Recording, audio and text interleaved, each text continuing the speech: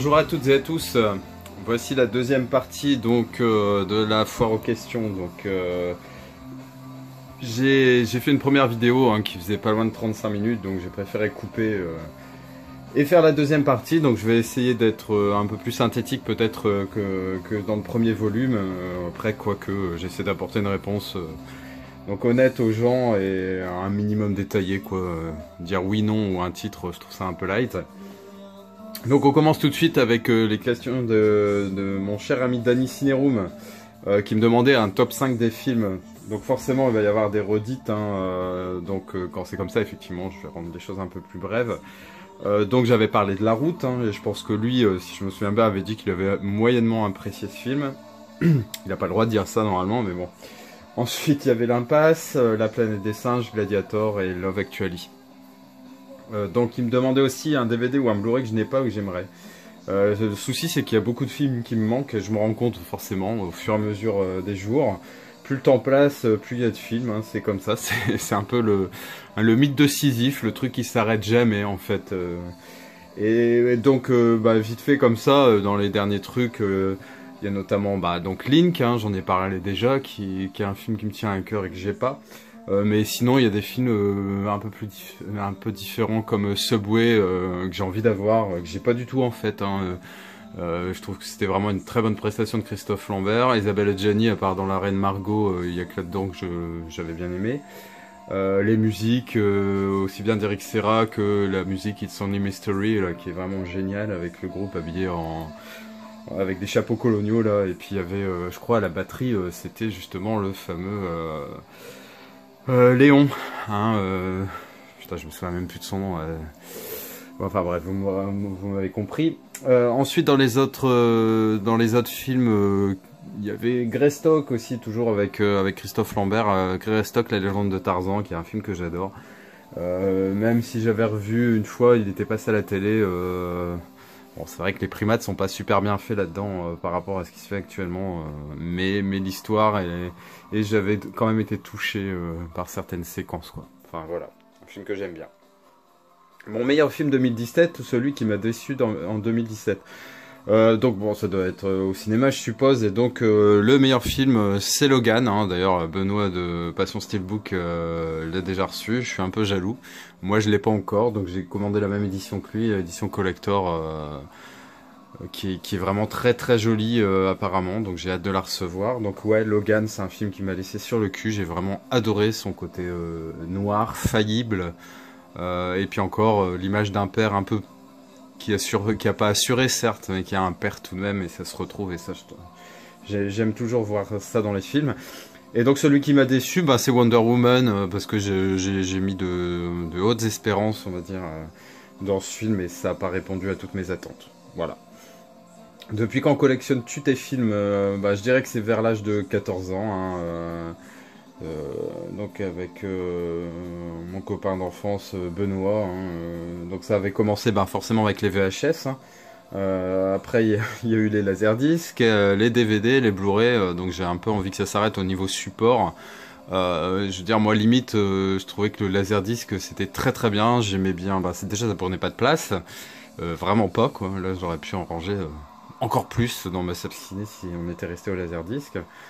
Enfin voilà, donc ouais, vers l'âge de 14 ans. Ensuite, les questions de Greg Skyrim. Quel est le premier film que j'ai vu au cinéma? Alors, j'ai parlé de mon dessin animé préféré qui était Basile, détective privé, que j'avais vu dans des circonstances de Noël, avec le comité d'entreprise de mon père. Mais juste avant Basile, il y avait Rox et Rookie. Donc Rox et Rookie, c'est un Disney que je connais par cœur. J'avais le 33 tours que je mettais en boucle sur ma chaîne IFI, le 33 tours qui racontait l'histoire en fait, avec les vrais dialogues du film, la narration. Je me demande si c'était pas Pierre Tchernia d'ailleurs.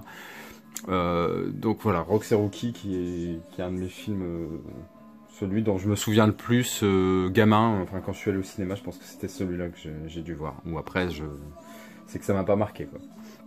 Ensuite, la question toujours de Greg Skyrim. Vas-tu faire des rencontres in real life? J'adorerais ça, comme je l'ai dit. Le virtuel, c'est bien. Mais la vraie vie, c'est encore mieux. Donc ouais, J'ai bien envie de rencontrer pas mal de personnes en fait. Je pense notamment à l'équipe. Déjà, oui, il y a Benoît que j'ai envie de rencontrer de Patient Steelbook. Il y a Raph Blu-ray, il y a Fana World, il y a Pat Budakai, Danny Cineroom. Et je veux vexer personne, mais il y en a plein. Valentin, enfin, je veux dire, non, franchement, moi j'aimerais bien même, vous voyez, un truc, un espèce de mini réunion avec tous les gens de cette communauté, quoi. Faire une grosse fiesta tous ensemble, un week-end à Las Vegas, j'en sais rien. Alors je plaisante. Mais franchement, ouais, c'est intéressant de rencontrer les gens. J'aimerais beaucoup. Donc, toujours question de Greg Skyrim. Quel film t'a le plus déçu? Alors c'est globalement de tout, c'était la cinquième vague parce que pareil la cinquième vague, j'avais vu la bande-annonce, j'adore ça, les films post-apocalyptiques, hein, j'en ai déjà parlé, et donc ouais j'avais des espérances de fou, l'actrice c'était celle de Laisse-moi entrer, donc ouais tout était réuni pour en faire un putain de film, et effectivement on va dire la première demi-heure bah c'est réussi, je suis en plein dedans, je suis en plein dans l'atmosphère que j'adore, et puis après ça part en couille complet, c'est nul à chier avec les gamins en uniforme harnaché, pardon, comme des militaires, des Robocop. Enfin, c'est pas crédible une seconde, c'est tout pourri. Ouais, enfin voilà, la cinquième vague, grosse déception. Question de Evil Fred. Le prix maximum que j'ai mis pour un film. Alors, je parle pas de goodies, hein, de buste ou de machin, etc. Vraiment pour le film seul, je pense que c'était le laserdisc de Titanic. À l'époque, mon lecteur Laserdisc était multizone. Les disques, c'était la même zone que les États-Unis. Et j'avais acheté ce Laserdisc de Titanic avec une piste française en même temps que ça sortit en 98. Donc j'étais super fier. Tout le monde a vu ce film. Hein. Dans ma famille, j'étais tellement fier de montrer Titanic chez moi avec un bon son en bonne qualité en même temps qu'au ciné. Donc j'avais dû le payer 350 francs, 400 francs, un truc comme ça, donc je veux dire aux alentours de 60 euros juste pour le film quoi. Ensuite Evil Fred demande combien je regarde de films par jour. Bah franchement parfois aucun. Hein, et puis après vraiment les jours où j'ai du temps ou l'envie, je veux dire que c'est deux maximum par jour hein, pour être attentif. Et puis généralement, voilà, je suis encore dans l'empreinte, dans l'atmosphère du premier film. Donc pour mettre le deuxième, il faut un peu d'espace entre les deux. Donc voilà. Donc j'espère que j'ai bien répondu à ta question. L'actrice dont j'étais amoureux ado. Tiens, c'est marrant ça comme question. Alors moi, je me souviens, on va dire, mes premiers émois visuels. Ça devait être vers 6 ans.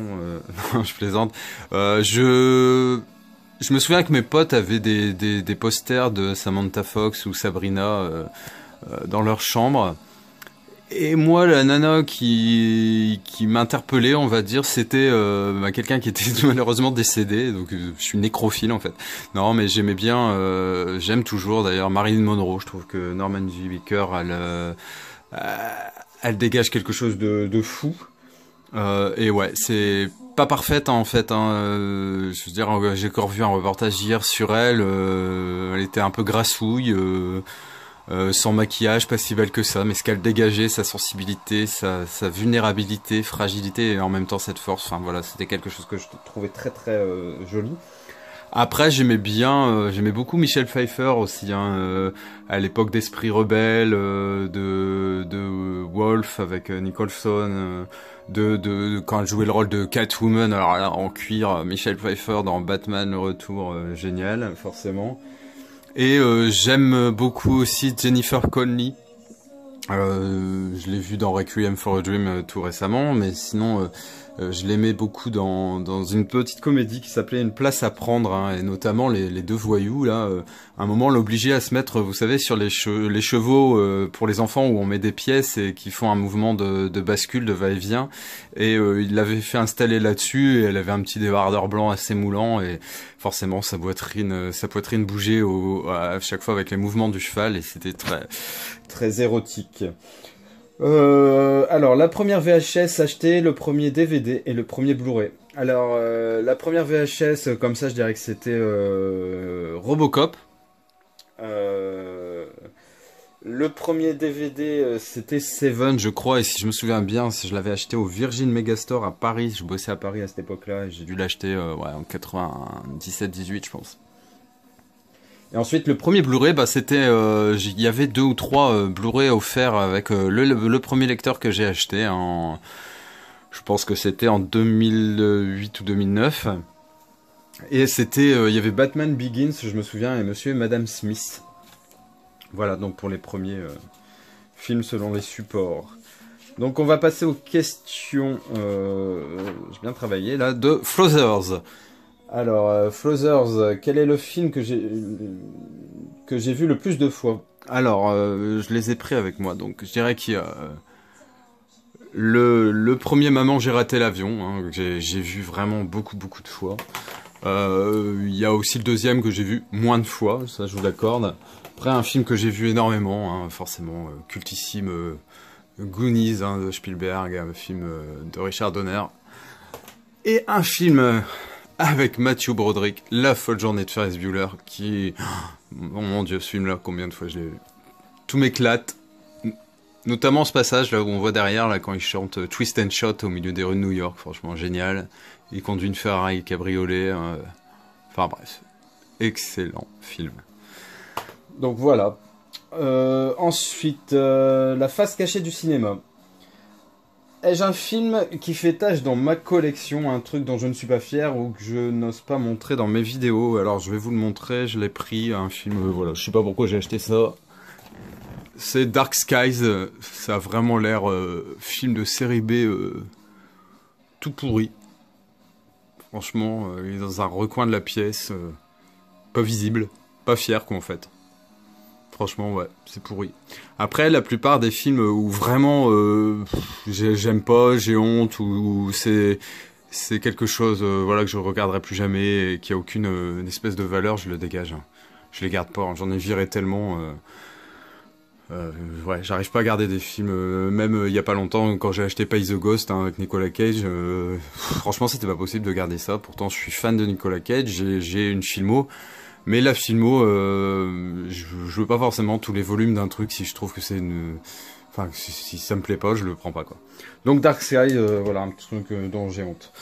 Ai-je un plaisir coupable, un film extrêmement mauvais mais que j'apprécie quand même? Alors je sais pas s'il est mauvais pour les gens, moi forcément il l'est pas.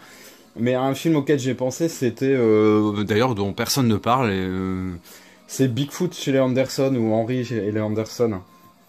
C'est un film de 87 que j'avais vu au cinéma, que j'avais en VHS et que j'adorais.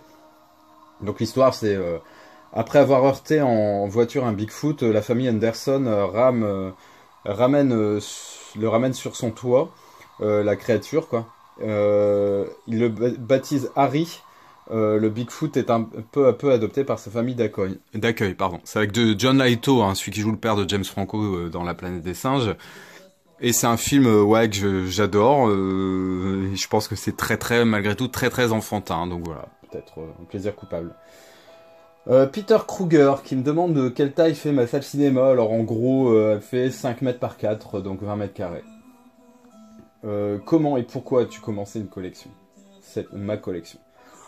C'est difficile à expliquer, on se prend au jeu quoi, je veux dire, un achat on amène un autre, et puis après bah c'est parti quoi, et c'est infernal quoi, c'est ce que je disais, c'est le mythe de Sisyphe, ça s'arrête jamais. Vous pensez avoir trouvé les films qui vous manquent, et puis vous vous rendez compte que bah, de nouveau vous manquent, ou vous avez envie d'avoir dans une autre version, et ça s'arrête pas quoi. Regardes-tu tes films dans ta pièce ciné ou dans ton salon? Les deux, mon capitaine. En fait, ça dépend du style de film, déjà. Et puis des disponibilités des pièces, en fait. Hein. Quand j'ai envie de m'isoler, parfois, bah ouais, je vais dans la salle ciné, je me regarde un film tranquille, où je sais qu'il va pas plaire forcément à tout le monde. Ou au contraire, je le regarde dans la salle ciné pour partager avec mes enfants, ma femme, Maya. Ou par exemple hier j'ai regardé Saison gagnante là, la comédie que j'ai achetée tout récemment chez Noz. Là je l'ai regardé dans le salon, je veux dire c'est une télé 102 cm je crois, c'est très bien quoi, très bien. Donc je regarde sur les endroits sont très divergents. Bon par contre j'arrive pas à regarder un film sur un PC, j'arrive pas à regarder sur un téléphone, c'est pas possible. Quel est le coffret collector ou objet collector que tu aimerais?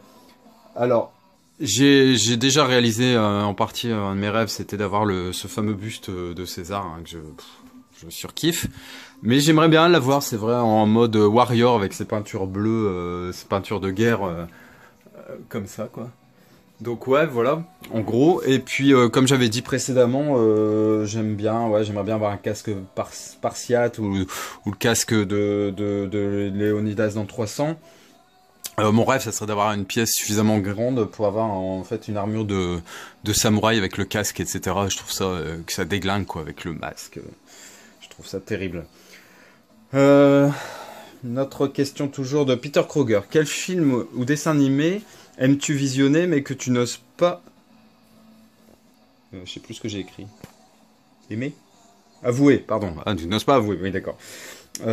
Bah écoutez, franchement j'aime les films parfois un peu...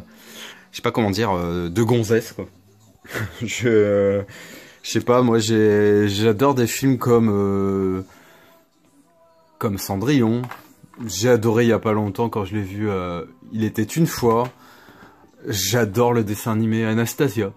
Donc j'ai un petit côté princesse qui fait peut-être un peu honte pour un mec comme moi, j'en sais rien. Mais voilà, je suis quelqu'un d'hyper sensible et finalement j'adore le cinéma aussi pour ça, c'est que ça me dégage des émotions très fortes en fait, où je réagis vachement et c'est ça qui est génial.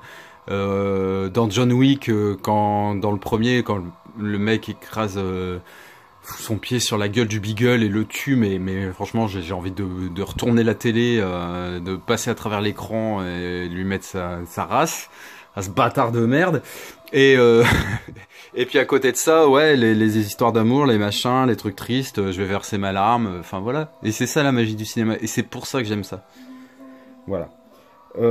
Ensuite, as-tu un objet ou quelque chose d'unique dans ta collection? J'ai pas vraiment de trucs incroyables. Je suis un collectionneur, mais j'ai pas des trucs de fou, je pense pas. Alors, j'ai peut-être des petites choses, ouais, un peu différentes des autres. J'ai par exemple cette mitraillette Thompson, hein, l'arme ultime des gangsters, qui est une vraie, hein, démilitarisée évidemment, hein, rendue inopérante, mais c'est pas un jouet, quoi.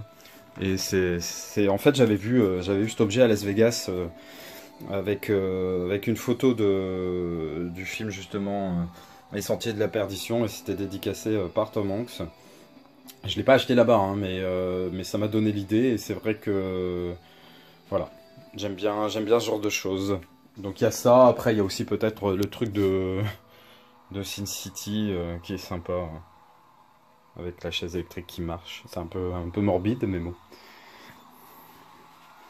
Et Maya qui dort pendant ce temps-là. Y a-t-il des pièces de théâtre dans ta collection? Si oui, lesquelles? J'en ai qu'une. C'est la pièce de théâtre du Père Noël est une ordure. Voilà. Cultissime. Alors, ensuite, on arrive aux questions de fans de Blu-ray. Démarras-tu une collection Steelbook? Alors ça, j'ai pas aimé du tout comme question, monsieur. Des Steelbooks, j'en ai quand même, hein. Je suis pas Benoît, hein, de Passion Steelbook and Technology, je suis pas Fana World, mais j'en ai quand même quelques-uns, merde, putain. J'ai pas que des amarrés tout pourris. Donc ouais, j'en ai, après, mais je suis pas aussi fou que Fana ou Benoît. Je suis plus contenu que contenant, vous voyez, lapsus révélateur. Non, franchement, si j'avais les moyens de m'acheter que des steelbooks pour tous les films dont j'ai envie, ouais, ce serait génial, mais il y a un moment, je peux pas tout faire, quoi, c'est pas possible. Donc voilà. Quel est ton genre de film préféré? Alors je dirais que ce que j'ai répondu un peu à Valentin, les films qui dégagent des émotions, qui me laissent sur le cul. Voilà, le tout c'est de ressentir quelque chose, en fait, tout simplement. Ma télé est-elle récente? Bah non, justement, c'est une télé LCD, une Samsung, hein, de 140 cm LED. Je suis justement en train de m'intéresser un peu à ce qui se fait en 160 et en 180. La technologie, elle évolue super vite. Alors, il faut savoir que cette télé-là, cette 140 cm Samsung, je l'ai achetée, je crois, en 2008 ou 2009, et j'avais payé, accrochez-vous bien, 2790 €. Donc voilà, je sais pas, moi peut-être 2-3 ans après, elle valait 1000 € de moins. J'ai tendance à plus trop m'enflammer sur ces trucs-là parce que ça baisse vite. Et là, j'ai vu que franchement, actuellement, on pouvait avoir de très très beaux écrans de 160 ou 180 cm à des prix raisonnables.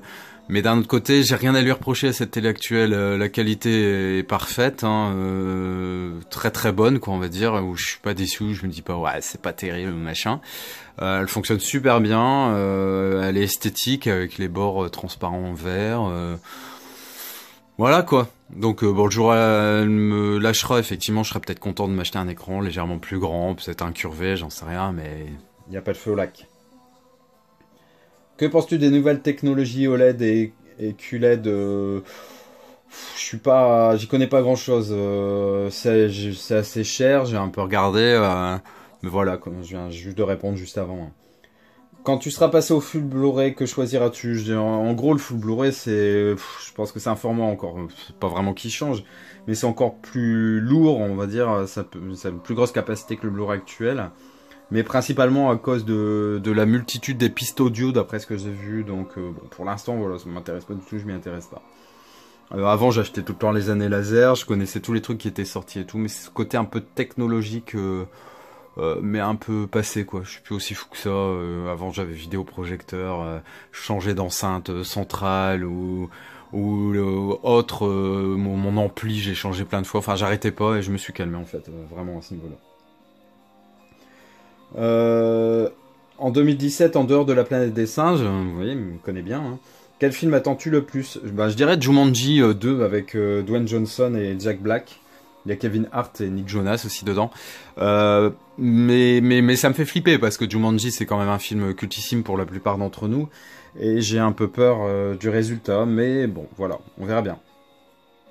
Alors la question suivante, toujours de fans de Blu-ray, c'est cette passion n'isole-t-elle pas trop? Je trouve que c'est une question assez sympa, originale. Alors je dirais oui et non, hein, parce que finalement on partage avec ses proches hein, ou sur YouTube. Mais ça isole aussi par ses achats, ses envies.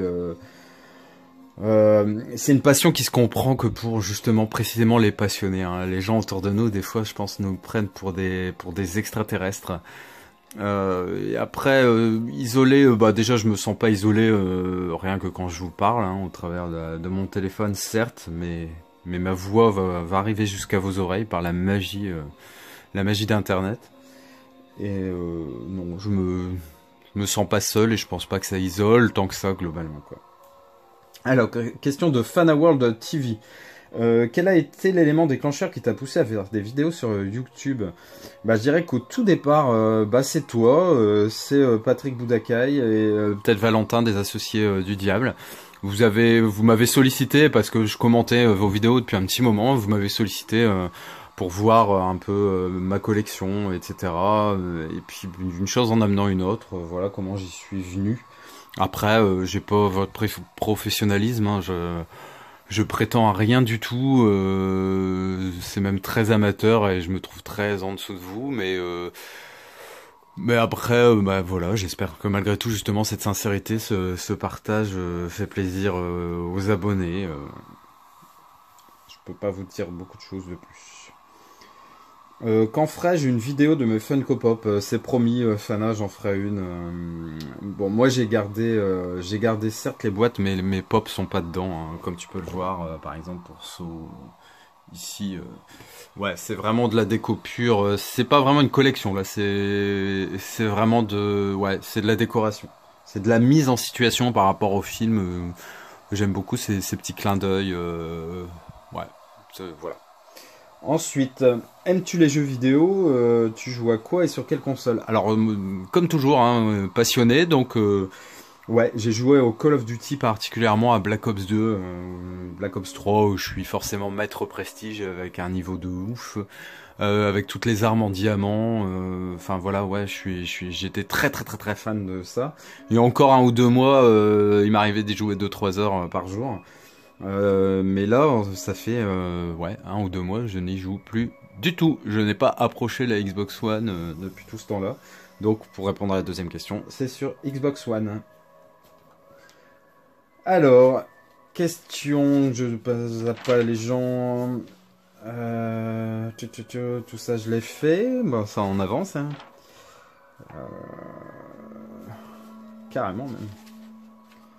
Je sais même plus où j'en suis. Hein. Pardonnez-moi, je regarde, que j'oublie personne. Alors, voilà. Donc, on arrive aux questions de Tom Ciné BD. Quelle est la pièce maîtresse de ta collection, le DVD le plus rare? Franchement, je sais pas. Je sais pas parce que je vais dire que j'ai un truc que je pense rare et puis Tom qui est quand même franchement le professeur du cinéma, le mec qui sait tout sur tout, qui m'impressionne.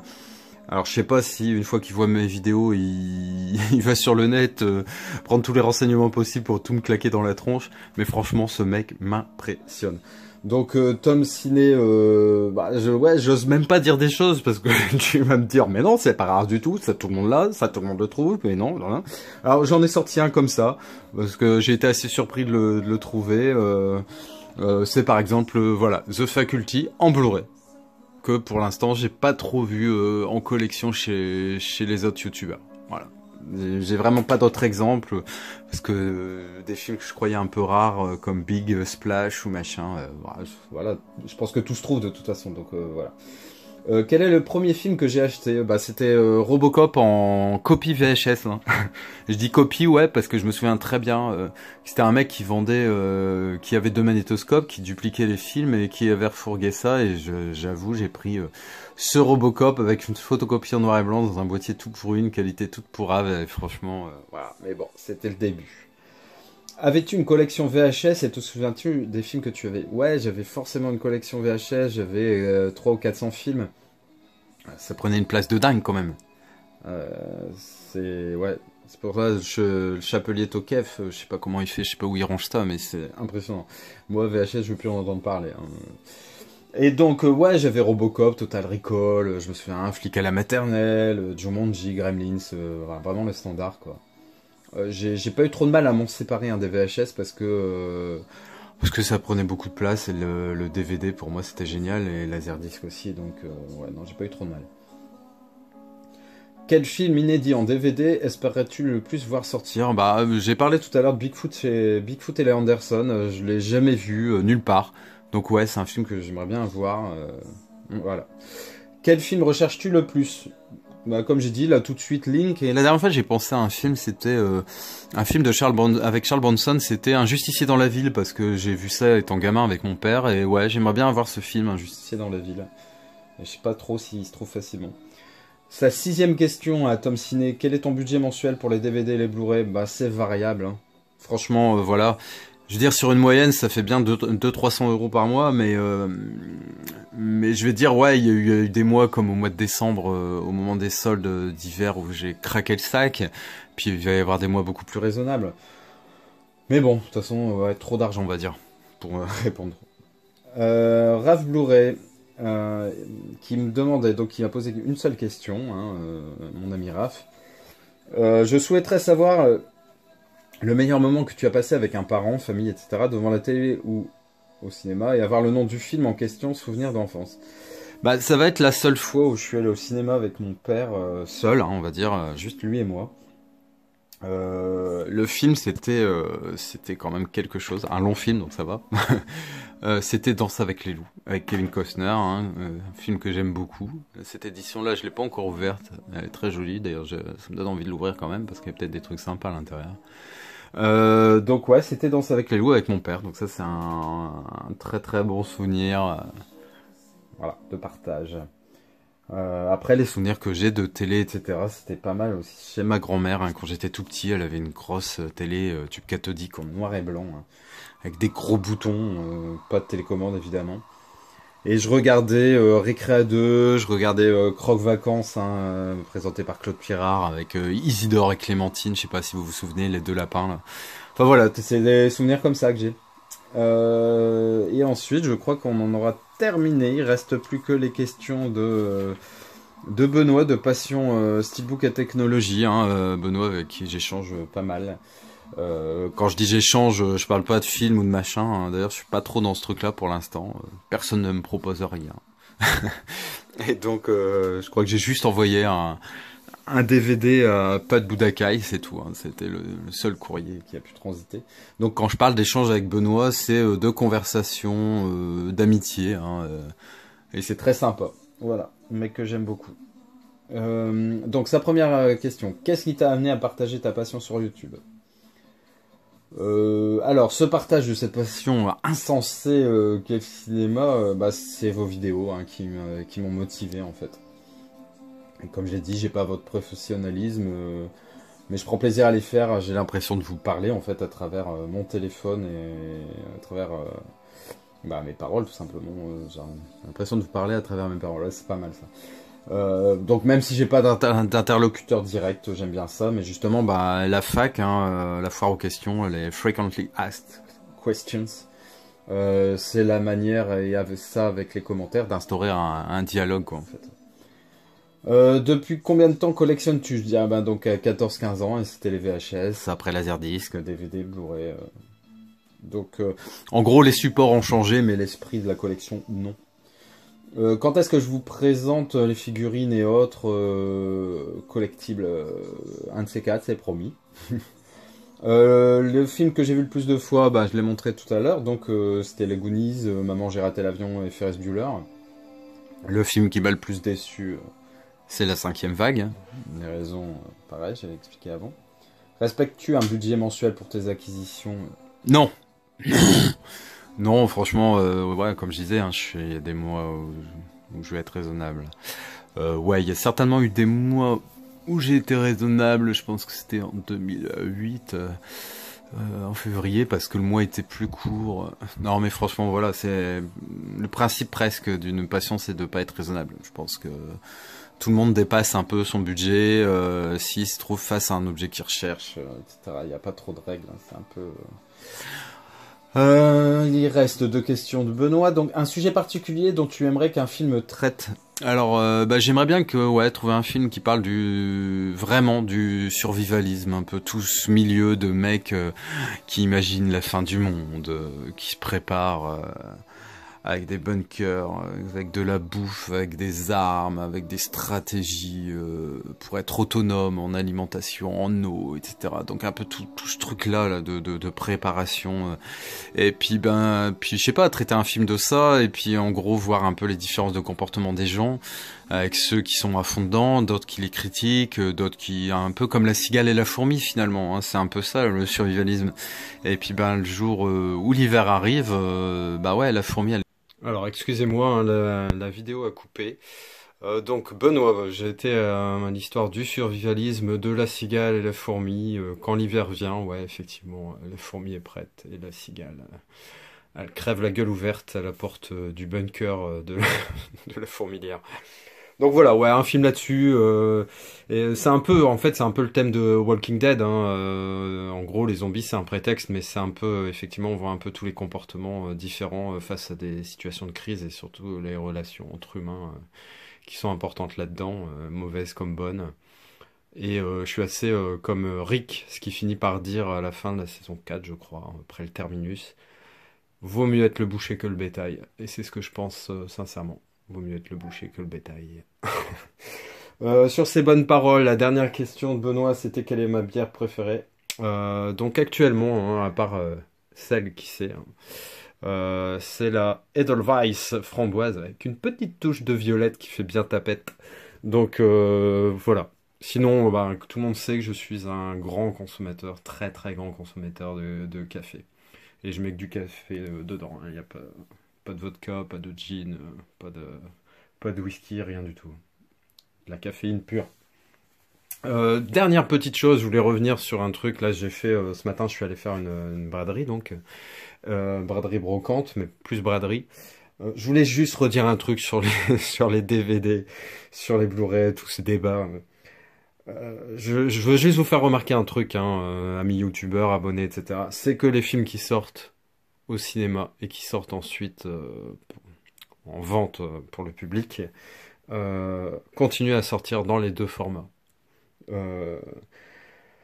Depuis que le Blu-ray existe, il aurait déjà dû détrôner le DVD, quoi. Quand le DVD est arrivé, il a balayé littéralement la VHS. Je dis pas que c'était du jour au lendemain, mais ça a été très très très très rapide. Le Blu-ray n'a pas eu cet effet-là sur le DVD. Donc je pense que le DVD a encore de belles heures devant lui. Et ne faites pas l'erreur justement d'oublier cette petite chose. Euh, voilà, c'était le petit mot de la fin. Ne négligez pas le DVD, ne crachez pas dessus parce que c'est ridicule, cette espèce de snobisme à dire que le DVD c'est de la merde en gros.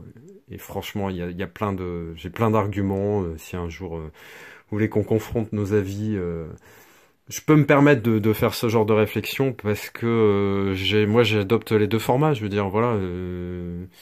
J'ai pas loin de 1000 Blu-ray, j'ai peut-être 1500, 2000 DVD, enfin voilà, donc je suis pas sectaire, et je pense qu'il faut pas l'être, surtout quand on aime le cinéma. Le contenu a souvent bien plus d'importance que le contenant. Voilà. Peu importe le flacon pourvu qu'il y ait l'ivresse. Méditez là-dessus. Bon voilà, je termine avec ma philosophie à 2 balles. J'espère que cette vidéo dans son entité, dans sa globalité, donc sur les 2 volumes, vous a plu, que j'ai répondu à vos questions. Je me tiens à votre disposition.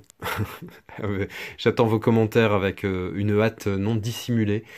Et bah, n'hésitez pas à vous abonner si vous êtes tombé sur cette petite vidéo par hasard. Et je vous fais une bise à tous. Ciao.